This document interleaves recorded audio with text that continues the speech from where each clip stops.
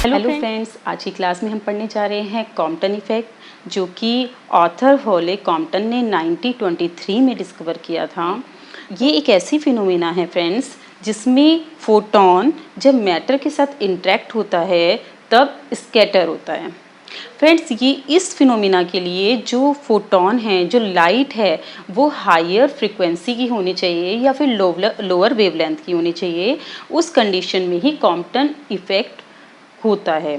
तो higher frequency की wavelength का मतलब जैसे एक्स रेज और गामा रेज, इन दोनों रेज से ही कॉम्पटन इफेक्ट होगा। तो ऑथर हॉले कॉम्पटन ने क्या देखा कि मोनोक्रोमैटिक एक्स रेज को जब लाइट एलिमेंट के ऊपर इंसिडेंट कराया गया तो जो स्कैटर्ड फोटोन था उसको डिफरेंट पोजीशन में देखा गया।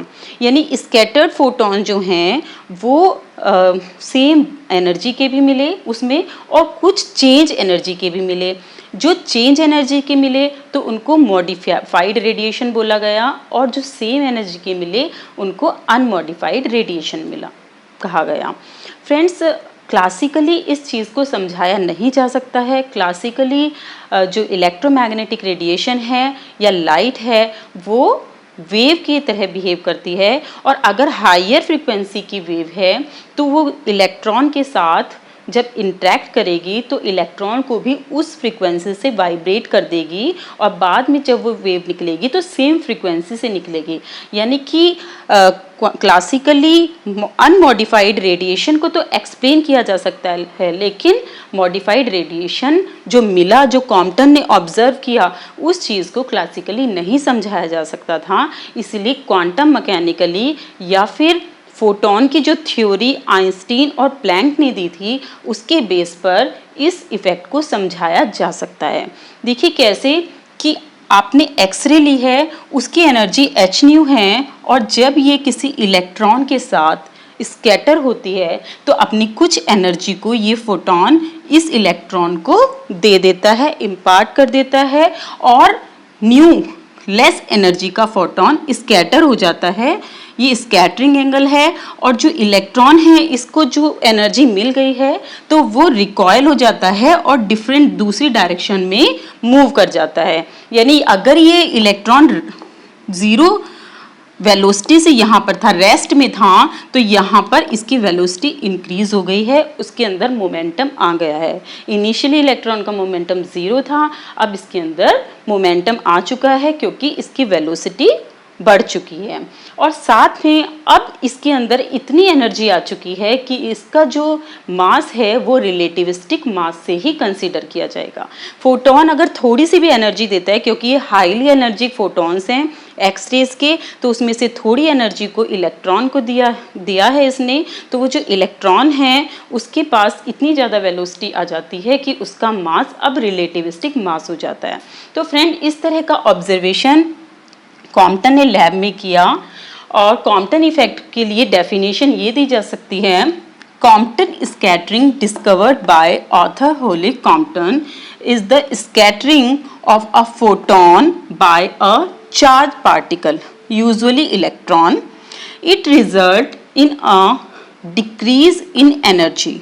ठीक है, स्कैटर होने के बाद फोटोन की एनर्जी डिक्रीज हो चुकी है, या फिर कह सकते हैं इंक्रीज इन वेवलेंथ, या फिर डिक्रीज इन फ्रीक्वेंसी, क्योंकि फ्रीक्वेंसी और वेवलेंथ के बीच में इनवर्स का रिलेशन होता है।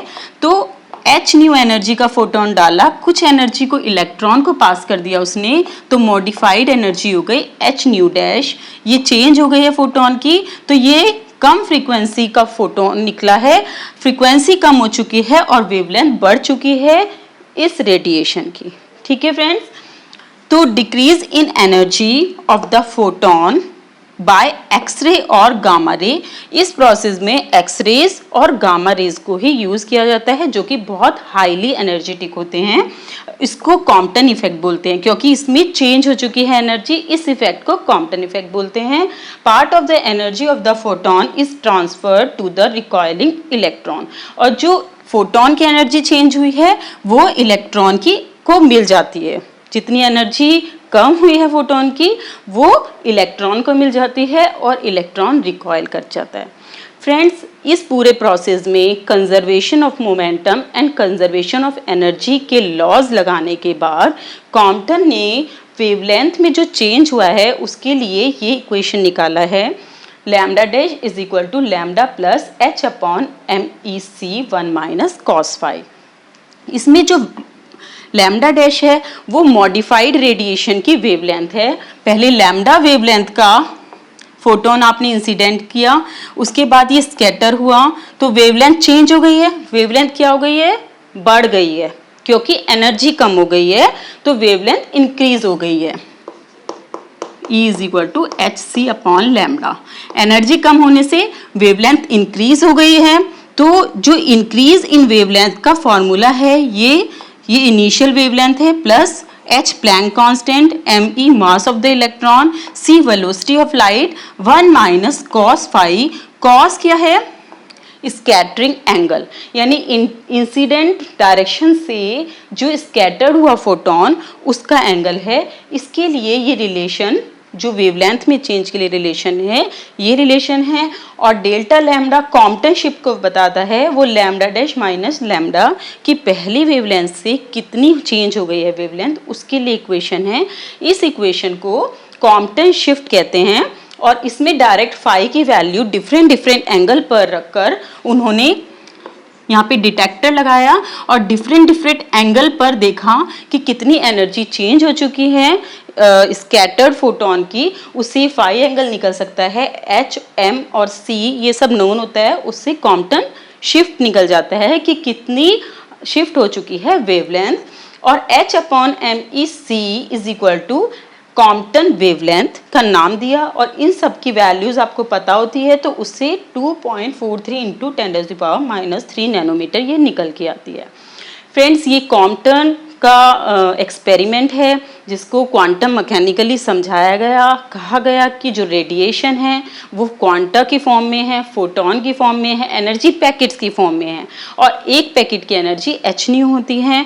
तो इस तरह के एक्सरेज लिए गए, हाई एनर्जी के फोटॉन्स लिए गए, उनको जब इलेक्ट्रॉन के साथ स्कैटर हुए तो इन इलास्टिक स्कैटरिंग होती है। इस प्रोसेस में इन इलास्टिक स्कैटरिंग में क्या होता है कि एनर्जी चेंज कर दी है, यहाँ से फोटोन ने इसके साथ एनर्जी को चेंज कर दिया है और बाद में कम एनर्जी के साथ इधर चला गया है, और थोड़ी सी एनर्जी जो इम्पार्ट की है वो इस इलेक्ट्रॉन को रिकॉइल करने में यूज़ की है। तो ये कॉम्पटन इफेक्ट है फ्रेंड्स। नेक्स्ट क्लास में हम इस फॉर्मूले को कैसे निकाला कॉम्पटन ने, इसके बारे में स्टडी करेंगे। Thank you.